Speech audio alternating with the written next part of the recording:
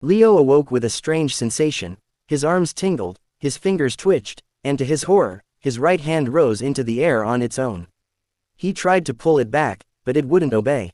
His left hand jerked forward next, moving in sharp, unnatural motions, as if invisible strings controlled them.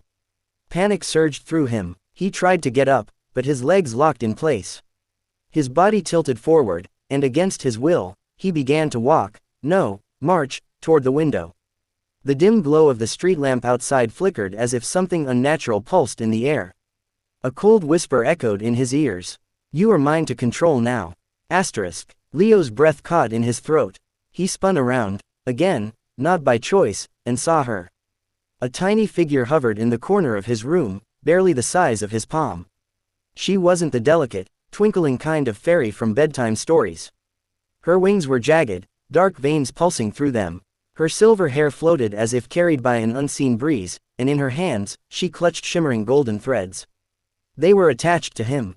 Leo's stomach lurched as he realized the strings connected to his wrists, ankles, even his shoulders. The fairy smirked, pulling her fingers slightly, and his arms jerked up. She wiggled her fingers again, and his legs kicked forward in an awkward dance. "Stop," he gasped, fighting against the invisible control, but his body didn't listen. The fairy tilted her head, amused. "Oh, how they always beg," she said. "But your body is not yours anymore. You belong to me now." Leo struggled, muscles straining, but it was useless. He was a puppet, and she was the puppeteer. His legs moved on their own, forcing him to step toward his closet. The doors creaked open, revealing not clothes, but a swirling void of darkness. His heart pounded. "Where are you taking me?" The fairy grinned, pulling the strings tighter. "To the place where all my puppets go." Leo's body lunged forward. He barely managed to grip the edge of the doorframe, trying to resist the pull. A chilling force yanked at him, dragging him closer to the abyss. Desperation flared inside him. He glanced at his wrists, the strings. If he could cut them, maybe he could break free. His eyes darted to the scissors on his desk.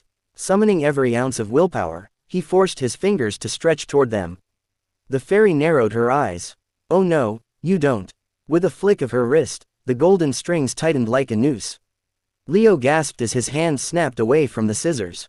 His fingers curled against his will, his body rigid and obedient. Then, the worst happened. The strings lifted him off the ground. His feet dangled in the air as the fairy twisted her fingers, manipulating his limbs like a masterful marionettist. "You were always meant to dance for me," she whispered. The darkness in the closet roared. And then, Leo was gone.